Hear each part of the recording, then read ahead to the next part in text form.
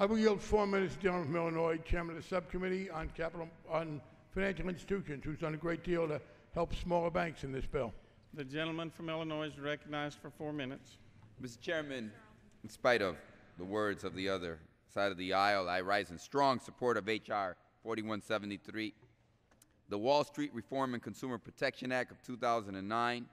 This legislation that is vital to making our financial institutions better capitalized, our consumers safe from predatory practices, and our economy stronger so that we can emerge from the recession that is caused by the very financial institutions that we are now fighting tooth and nail to defeat this legislation. I was proud to work with the chairman to include my amendment. Now, I understand that my parents came to this country and they didn't speak English, and so the first 5 years before they sent me to school, I spoke another language other than English. But I've had the bill thoroughly examined by those who do speak the English language and have only spoken the English language all of their life, and they cannot find the bailout fund in the bill. Now, I've worked with the chairman. I wrote the Dissolution Fund. I wrote the fund, and I put it in the bill. It's my amendment. Now, the ex-ante fund means that firms that could ultimately be dissolved by this fund would have to pay at least. But what my friends on the other side said, they said, and they finally used it, Mr. Chairman, in all the committee hearings, they didn't call us socialists. They waited to get to the House floor before they used the dreaded word of socialism. And what did they say? They said, the socialists, that means us, the Democrats, created a bill in which, and this is Mr. Bacchus, and he can go and check his words. He said they created a bill and they made all the institutions pay into it. And he said, that's socialism. And then when one of them fails and doesn't do something right, all of those people that paid into the fund have to pay for the wrongs of that person. Well, I guess Geico is socialist. State Farm is socialist. Allstate is socialist. Indeed, any insurance fund is socialist. Because when I drive my car and never have an accident, I pay into the insurance fund. So that maybe when some member of the other aisle gets into an accident, I pay with my funds for his mistakes. That's insurance.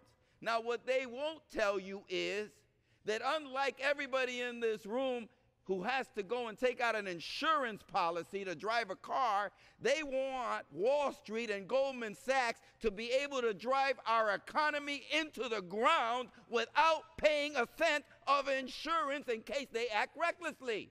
And all we're saying as Democrats is it's simple. If you want to do business in America and you threaten the economic stability of our country, then you got to pay into an insurance fund. But let me tell you, it's not the kind of insurance fund when you get into an accident and you take your car and they fix it and they give it kind of back to you new.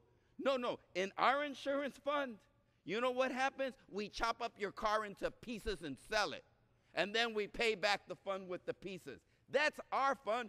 Read the bill. It's a funeral fund. You guys love to talk about the death and death when it came to health care insurance. Why don't you talk about our death panels now? Oh, you don't want to talk about our death panels now.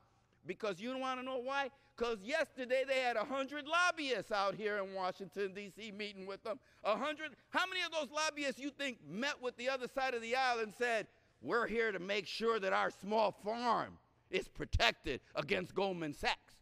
How many of those lobbyists you think came here and said to my friends on the other side of the aisle, tomorrow can you make sure that that bill protects my 401k? How many of those lobbyists you think they met with yesterday said, make sure it protects my home, make sure it protects my small business? I don't think any of those lobbyists came to ask my friends on the other side of the aisle. Can I have 1 minute? Another minute. Thank you. So let's be clear. This side of the aisle wants to make sure there are no longer situations of too big to fail. Now, if you believe that the men and women at Goldman Sachs tonight and tomorrow and into the future, when they make an economic decision, they say to themselves, well, this might harm homeowners and put them on the street. We shouldn't do that. I'm sure Goldman Sachs, they're really worried about that. Let me see. these kids might not be able to go to college if we make this economic decision. Oh, Goldman Sachs really worried about whether our kids can go to college in America. Let me see, you mean small businesses may suffer?